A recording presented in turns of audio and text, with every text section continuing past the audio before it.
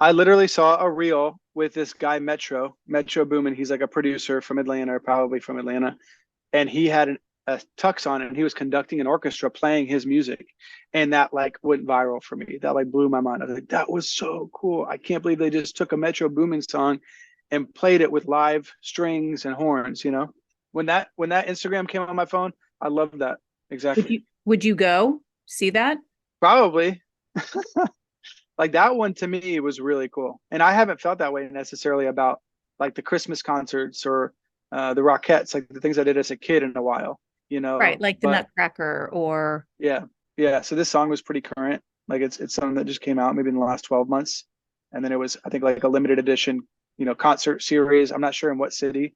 It could have been like LA, for example. I'm not sure, but it definitely, that was something that I remember, being attracted to. so I'm hearing cost sometimes can be a barrier to entry unless you are Taylor Swift or It could be. I think for my city, it's probably not going to be cost. It's probably going to be time. So like we will shell out money in DC for things that people in Ohio would think is insane, but it's like, oh well, that's just the cost of, doing business in DC. Things are just 5 times more expensive, like for a meal or for, you know, a holiday party. Like we went to a Christmas party and they had live music, right? And we paid like $100 tickets for it. And I didn't even know the band that was performing, but it was something to do in DC, and it was a lot of fun. There were drinks involved. So we will pay money, I think, in DC. So I want to go back and say, I think it's the discretionary time that my generation might struggle with as well. yeah, so talk to me about that because that's equally, if not maybe more, as you just said, important. So Yeah. Yeah. So uh, timing is everything, right? Like, like if Taylor Swift was coming to town, people would move mountains to make the time available to go to a concert. I recently read an article though about, people in New York City were trying to sue, I think it was Madonna, because she came on 2 hours late, and they said that they were groggy and overtired the next day when they had to go to work. It was like maybe a Tuesday or Wednesday night that they had to go to this concert. And now that article to me was just kind of funny. I didn't necessarily take their lawsuit seriously, but it kind of reminded me like, yeah, I would hate to go to a concert on a Tuesday night. I have to be at work tomorrow. Like we're so work focused here. Even when we're sick, we're working. Even if it's virtual, we're working. And we just have a lot of this that we carry around with us. It's kind of like time stress. So I don't necessarily see us saying to each other like, "Hey, you want to do something tonight? You want to go out to this performance?" No, it's like, "Hey, do you want to watch that movie that just dropped on Netflix, or do you want to, you know, do something that's at home?" Right. So we've definitely become more homebodies. But in terms of how to draw like that discretionary time out of my generation, I do think you have to be. I think what you need is like that viralness. It has to be an opportunity where it's like that FOMO is overpowering, fear of missing out is overpowering the potential fatigue, because we're tired no matter what. And 10 years ago, I was like, 23 living in DC. I would have gone out, to a show on a weeknight. I had no problem doing that, right? We still can do it in this age bracket if you're staying up to 37, especially if we don't have kids. But it's like that it's that scale that we're trying to balance. Is the fear of missing out more than, my fatigue that's going to go away in 24 hours, but my fatigue. And I think you need that viralness that we are all into if we have social media, because we share things all the time, that would drive somebody to go to a more traditional performance, right? And we've mentioned Taylor Swift a few times, but I would say the NFL is also, that draw. The NFL is that thing that's this marketing powerhouse where if there's a team in your city and it's on a Monday night, man, I really thought twice about, I kind of want to do that. Actually, I would be tired the next day, just to go do that. So there are still things that I think are really thriving and succeeding in the traditional, performance, space. You just need to have that viral edge to you where I don't know how to describe it besides that word. I would say it's like I see it on my news feed. I see the NFL on my news feed. I see Taylor Swift on my news feed, and then I'm getting inundated probably with people talking it to me about it as well in person. And once you got that word of mouth, now you kind of creating this element of, like if my neighbor is really interested in it and it's local and I'm really interested in it and everybody on the internet is really interested in it, it would be really cool for me to be that person that was there, because maybe then I could get that 30-second clip to post on my Instagram, right? As a consumer, I might want to go there just for the draw of getting that 30-second clip to post on my own Instagram too. Yeah. And what you just described is like the Mecca, I think, of any arts organization is to not only are you going to consume, Yeah. so you are taking your time and your Mm-hmm. money, if Mm-hmm. that's applicable, Mm-hmm. which it sounds like time is actually even more valuable than money, which makes sense. Yeah. But then you're going to take their product because you want to consume it and put it on your feed, which is, you can't put a price tag on what that is, It's right? free advertising for them, but for me, it's like I'm now elevating my own life, and I'm looking so much cooler in the eyes of my peers who follow me. If I was the one, quote unquote, who went to that traditional performance, Okay, so that's another thing though. So you're looking cooler in the eyes of your peers. I mean, does that's something that you think about?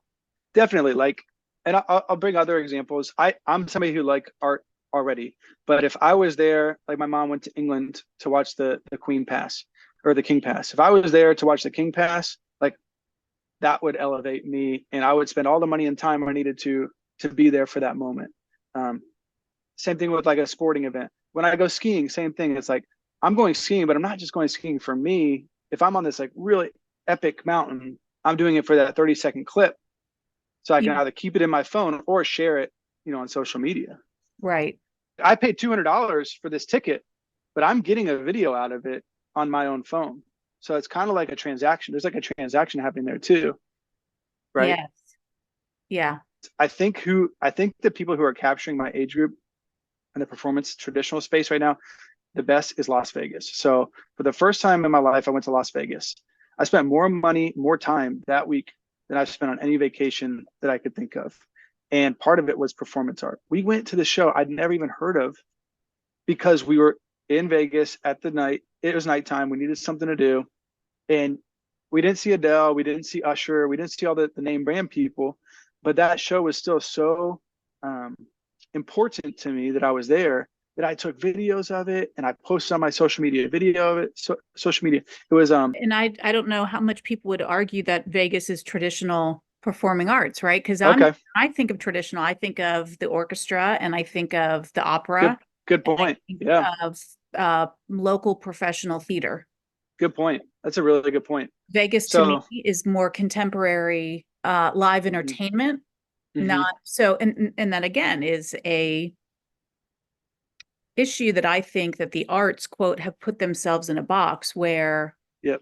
there's that elitism in, well, what's fine art and Mhm, what's entertainment. gotcha. And I think perhaps the fine art needs to think of themselves as entertainers Gotcha. more than they do because you want to be entertained, right? Yeah. Yeah, I don't know. That's a great distinction. And that you don't think that way is, I think, valuable. That and correct me if I'm wrong, when you gave the Vegas description, you were lumping them in with all live art. You were considering that as art. Exactly. That was like the one part of my trip where I was like, oh, perfect.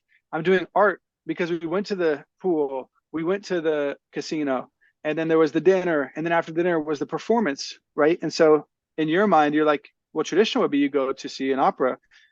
In my mind, I was like, oh, we went to see this like slapstick. It was slapstick comedy combined with really cool gymnastics, like Cirque du Soleil type acrobatics. That's the word, acrobatics. Yeah. And I was like, that's the art. That's awesome. Yeah. That's really good information. And that's Yep. something that, traditional arts organizations, I think, need to think about how. And as you were talking, I was thinking about time, right? Like, why does the concert or the opera have to start at 8 o'clock? I even think of my 15-year-old. There are times that if I suggest, hey, let's go and we're walking distance of a theater, like let's go see whatever is in town. If it's on a school night, Yeah. she will balk unless it's Doja Cat. The one. Yeah. Like the one out of a Unless million. it's like, Yep. yeah, I mean, if it's Ariana Grande, it doesn't matter, right? But I But think I think we want to make it more regular. So we want art to be more like of a nightly thing. right? So to your point, is Do like we? 8 p.m. is too late. Right, right, right. The local artists might. I think the local artists might want to. Absolutely, They, because how else, yeah. that's the other problem is how do you support yourself? You can't, Hmm. how do you support yourself as a full-time living artist? Yeah. I don't It's know. So I had to be a teacher. I'm not an artist. I never wanted to aspire to be an artist, but to your point, I see a lot of artists who are teachers. 100, My the behavior tech who her office is right next door to mine. So she swings by if I, need anything in terms of, managing children who are having any trouble in school that day. But she is a performing artist. Like that's her trade. And she just does that as like her day job. again, it's the mindset that you are looking at any type of live performance in your mind as art. Right. What about so there's the other kind of phenomena happening, and it's been going on probably, and you might have a bigger picture on this too, but it would be like the music fest. So the Hmm. music fest is another thing that's really successful with my age group, where it's a destination. They have 3 days worth of live performance. It's not traditional symphony, but it's music and like rock and roll, R&B, hip hop, and we get young people to pay a lot of money to go. Those tickets are not cheap and spend a lot of time. Like they'll be there for 3 days straight. And I don't see those as like slowing down. I actually see Music Fest as being something that is successful right now. You know, Yeah. like what can we draw for, like what makes those so special? Yeah. Let's go back to this symphony that you saw go viral 6 months ago. Who was it again? That's Metro. great. So Metro Booming Yeah. is a rapper for all intents and purposes, is Okay. a producer, and I Yes. think he's from Atlanta. And he's up there with the white gloves and the baton, and he's doing this. And you have all these women and men who are looking pretty young too, with their violins like rocking out. But it's really the beat that he created in a studio. They're taking it and they're making it into live performance, like instrumental music. Yeah, Okay. So if Metro came to town put a on a pin down. Tuesday night at 8 o'clock. I mean, personally, I would. I know there's Yeah. some introverts. There's some people that are more introverted. They're like, no, I'll just watch it from home. But you're talking to me as an example. I would definitely want to go see that. That video that I saw somebody else take, I would love to take that video myself and be able to show my friends one day. Yeah. Another thing is, again, we'll go back and I'm repeating myself, are Hmm. you programming and marketing to the patrons that you already have, Right. or are you program and marketing to the patrons that you want to attract? And if you continue to go down what you already have, we go back to that statistic where in 5 years, 50% of their audience will disappear. Yeah. So where's the balance? Yeah. Um, it's an interesting phenomenon. So I'm going to end this real quick story because it's fitting with this. So have you heard of Laufey? Mm-mm. So Laufey, I think, is 23, mute singer, and she is one of my daughter's artists that she really likes. And she's jazz. So there's a lot of, do you remember Nora Jones? Have you heard of Nora Jones? Definitely Nora Jones. Yep. So Yep. so I consider Laufey like Nora Jones of now. Cool. And so, which is great because she's into this music. And she came to me a week ago and said, Laufey's on tour this spring and I want to go, but she wasn't anywhere near where we live.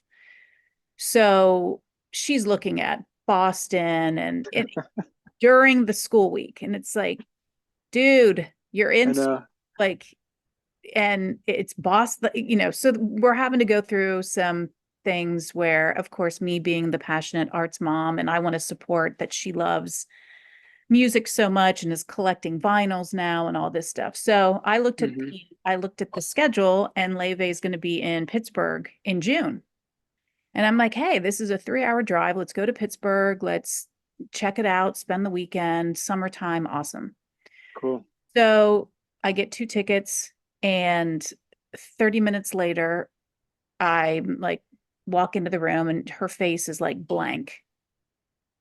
And I'm like, what happened? What is nothing, nothing. I'm like, tell me what it is. I know something's up. She goes, no, I just don't want to seem ungrateful. And it's like, what? Mom, I should have researched better. I should have known. Okay. But Laufey, it's not, Pittsburgh isn't part of the normal tour. She's going to be performing with the Pittsburgh Symphony Orchestra. Oh, And and that's a that is cool. yeah. How awesome is that? So she's just so literally in a 20-minute conversation was like golden information to me. Later, she's texting me saying, I don't want to go because there's going to be only a bunch of old people. Right. That Is crowd. anybody Yeah. is anybody going to be there that looks like me? Yeah. I won't be able to sing or stand up. I Yeah. mean, these were the things that it was like, what? Yeah. And so I said, I need, like, let's have this conversation. And I wanted to record it because I wanted to capture this, but I was like, okay, talk to me, talk through this with me. So in that 30-minute span of getting the tickets and going, she said, I went to the Symphony's website. They Mm-hmm. have nothing on there other than her picture and a description of who she is. Mm-hmm. So in her mind, it's Symphony. She Right. went to Laufey's social media and there was no mention of that upcoming performance. So in her mind, it's not Laufey, it's the The Symphony. Symphony's Right. performance. Yep. Then she said, and orchestras only play for what, 40 minutes? I Wow. want an hour and a half concert. Wow. To which I said, no, they play longer. So here is this 15-year-old who is able to, honestly, in 30 minutes, get excited, distill the information online, boom, immediate stereotypical. The orchestras are for people in their 80s. Exactly. I'm not going to be able to sing or dance. No one's going to look like me. Exactly.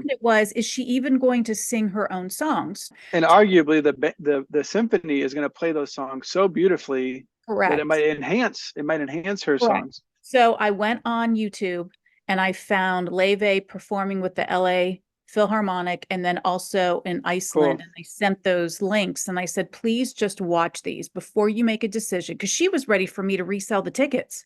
Yeah. She's like, I'm not going. And I Right. don't want to seem ungrateful. It's just not my expectation. To which I was saying, can you just maybe be open-minded and try the experience? She was like, no, right? Because of the stigma potentially Right. that a symphony has. So it's a brand thing. We got to rebrand symphonies. Like we literally need to. Huge. So after she watched those videos, which I give her credit for doing, she's like, Mom, if Pittsburgh's going to be what I saw in LA, I will be happy. Cool. So that for me, I want to call up Pittsburgh Symphony and say, hey, commend that you're trying to reach this Laufey fan base, Yep. but it's like this, your marketing and there's a huge disconnect because they're. So Laufey fans are not necessarily interested in going to that show. Mostly it sounds like due to the marketing, like that website that they put together was not good enough. Right. And then there was no social media presence Correct. for that show either. Right. So, and I've time and time again, it's like, is your website one that is breaking down the barriers to show that even you, a 15 or 20-year-old, don't need to feel intimidated by showing up to a place where you're going to be the youngest by 50 years, right? Unless we can get more 15-year-olds like you to come.